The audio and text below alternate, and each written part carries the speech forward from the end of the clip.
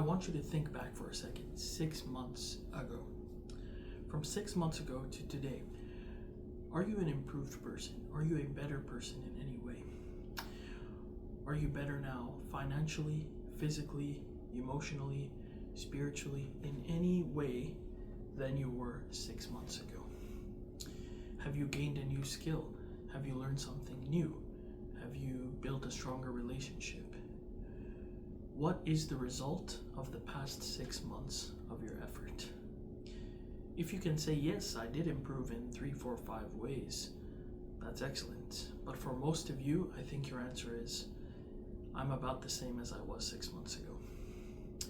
My financial position's the same, my physical condition's the same, everything's about the same.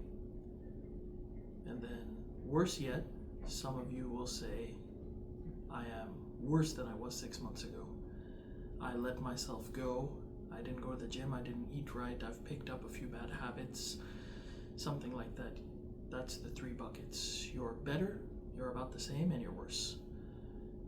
Well, sorry to say, there are actually only 2 buckets. If you're the same, you're also worse, because you're always naturally degrading. If you are not moving forward, you are falling behind. There is no standing still. Time moves forward. Everything moves forward. You cannot stay in the same place. If you did not improve, you have also fell behind. And that's something sort of sad to think about. 6 months have gone by in your life, and if you are no better after the 6 months, what was the point of that 6 months?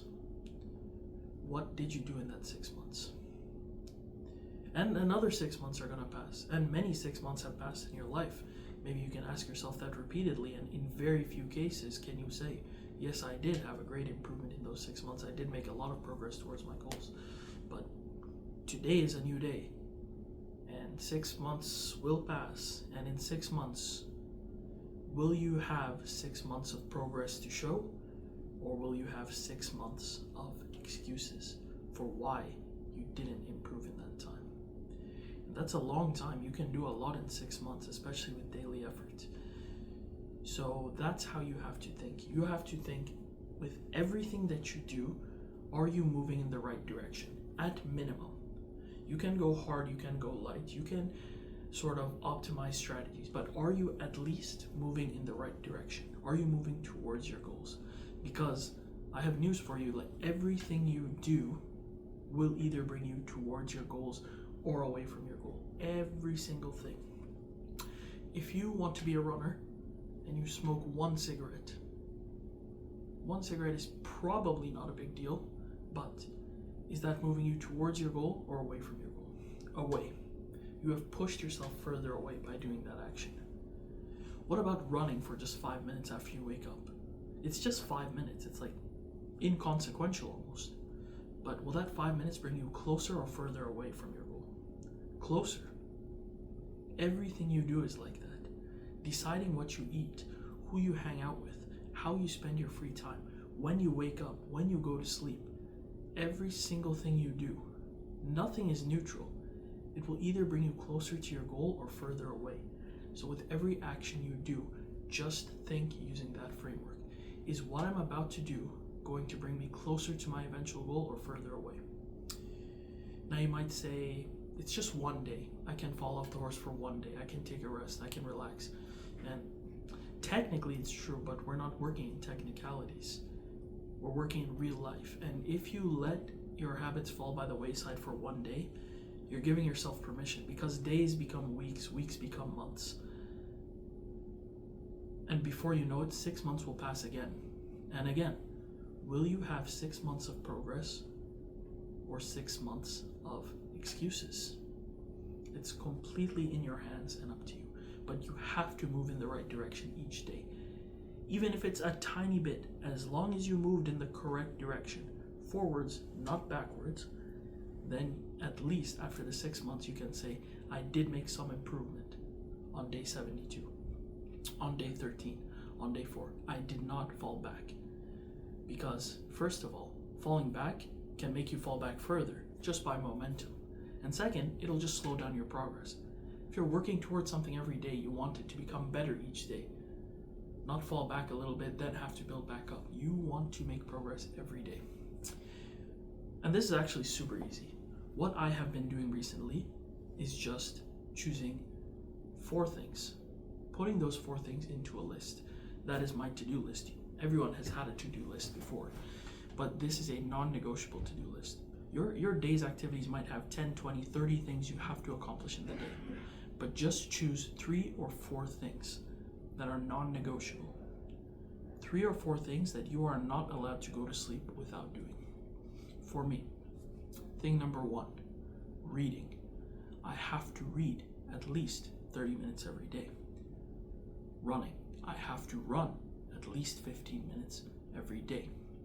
Going to the gym. I have to go to the gym each day. Studying. I have to study whatever it is I'm doing in my domain. Right now, it's calculus. I have to study each day for 30 minutes. If those things are not accomplished each day, by the end of the day, my day is not complete. I cannot go to sleep.